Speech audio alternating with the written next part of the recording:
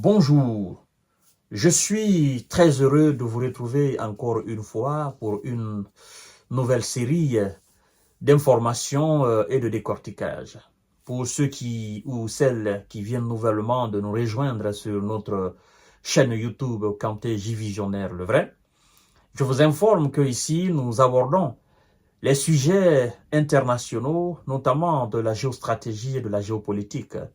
Et ceux qui nous suivent depuis maintenant 3 ans sur Facebook le savent. Et donc, si vous êtes nouvelle ou nouveau, je vous prie de partager la vidéo dans tous les groupes possibles, de vous abonner sur ma chaîne, d'activer la cloche de notification et de suivre les émissions du début jusqu'à la fin. C'est très important pour le développement de notre chaîne.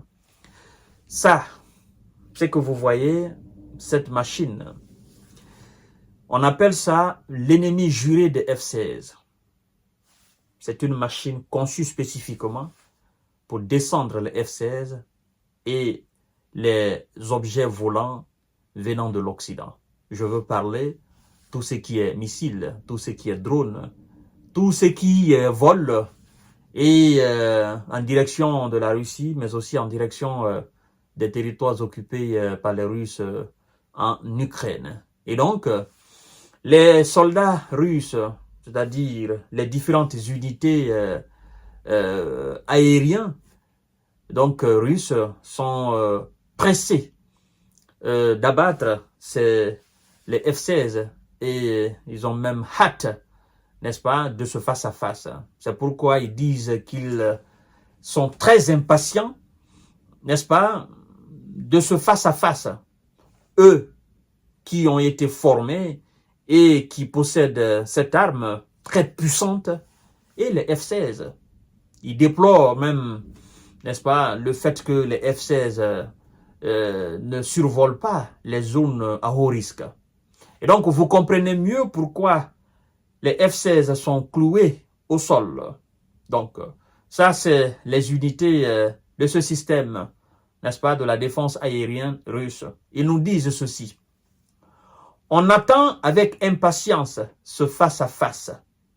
Les militaires russes ont hâte d'abattre les fameux F-16.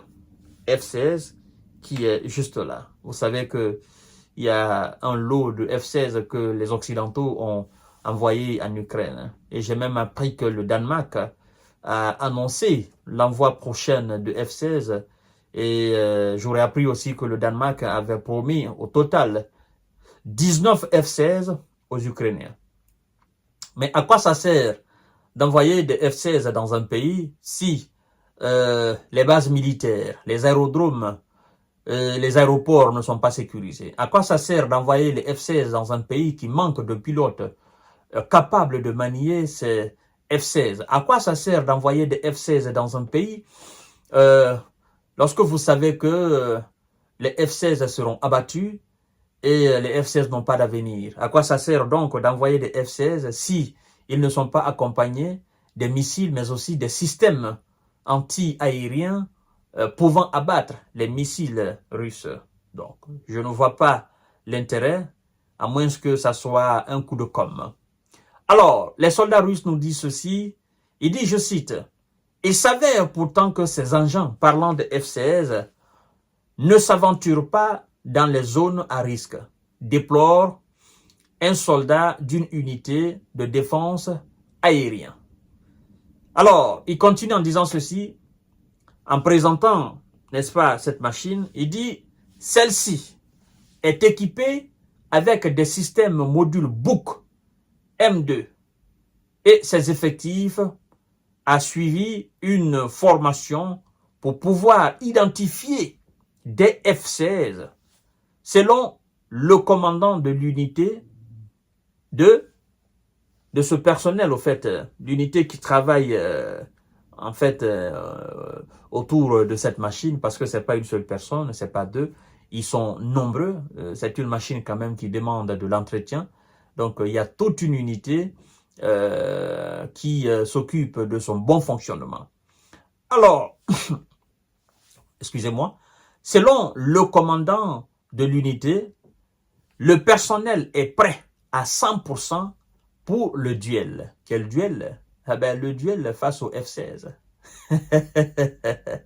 Donc, c'est un message que les soldats russes passent aux OTANiens pour dire, nous sommes prêts à 100% et nous avons hâte de vous affronter dans l'espace. Nous avons hâte que les F-16 entrent dans la danse. Vous avez dit que les F-16 feront la différence. Ben, nous voulons précipiter. Nous voulons que vous envoyiez enfin les F-16, les fameux F-16. Et si vous êtes convaincu que les F-16 ne peuvent pas, ben, nous vous suggérons d'envoyer aussi les F-26 s'il y en a, et les F-35. Parce que je crois que le plafond actuellement, c'est le F-35. Donc, nous vous suggérons d'envoyer les F-35. Mais puisque vous savez, les F-35 coûtent énormément cher l'unité. D'abord, les F-16 là, c'est pas quelques millions. Hein. Ça va dans les, je crois bien, dans les vingtaines de millions d'euros.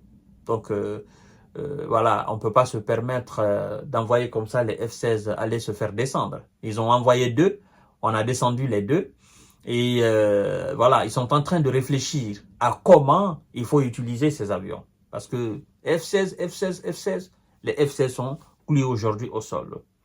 En attendant, les militaires interceptent des roquettes HIMARS américains, des missiles ATACMS, les fameux missiles ATACMS, et d'autres drones. Bon, à l'absence de la maman, on dit souvent qu'il faut se contenter de la grand-mère.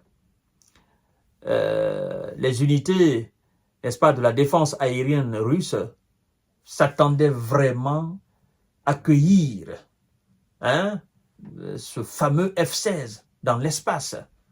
Ils voulaient voir si les F-16 pouvaient résister, n'est-ce pas, à leurs missiles aériens ou pas. Ils voulaient savoir si les F-16 ont la capacité, eux, de les anéantir ou pas. Mais finalement, les propriétaires des F-16 ont décidé autrement.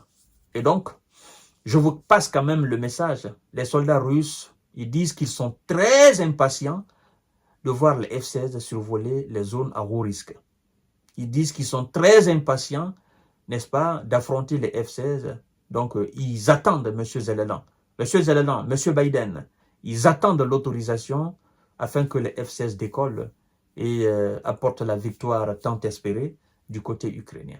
Mesdames et messieurs, je vous donne rendez-vous tout à l'heure pour notre série d'informations de décortiquage des sujets internationaux, de la géopolitique et de la géostratégie.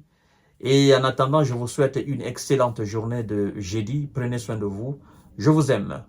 Merci beaucoup.